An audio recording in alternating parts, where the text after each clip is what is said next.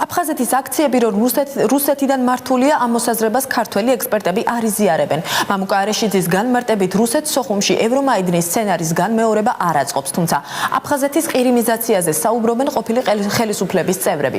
ნაციონალურ მოძრაობაში აცხადებენ, რომ ამჯერად რუსეთს ყირიმის მსგავსად აფხაზეთის ხელში ჩაგდებაც სურს. იქ არსებობს კვეთრად უარყოფითი დამოკიდებულება რუსეთის საოკუპაციო რეჟიმის მიმართ. რუსეთი ამას ხვდება, ამიტომ უნდა რომ ეს პროცესები მისდასასარგებლოდ მართოს, იმიტომ რომ რეალურად ყველაფერს იქ აკონტროლებს რუსეთი.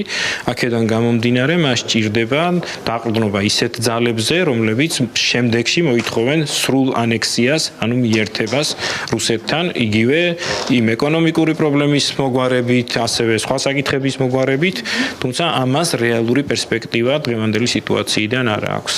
რუსული ოცნება აღადგინოს რუსული იმპერია სრული კრახით სრულდება. ეს არის ძალაუფლებისთვის ბრძოლა. მე ვერ ხედავ ლოგიკას, რომ დონეცკის მოვლენების ფონზე რუსეთი დაინტერესებული იყოს კიდე ახალი მაიდანით.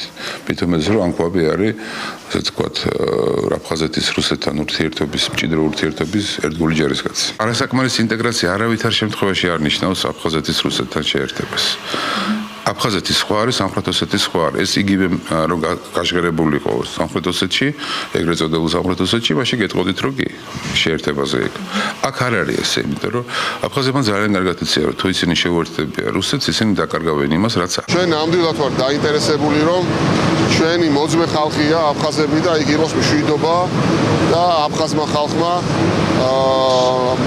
საბოლოოდ მიიღოს გადაწყვეტილება, რომ მოხდეს დიდი შერიგება ჩვენს ხალხებს შორის და ახლა დანარჩენი როგორ განვითარდება მოვლენები ვნახოთ.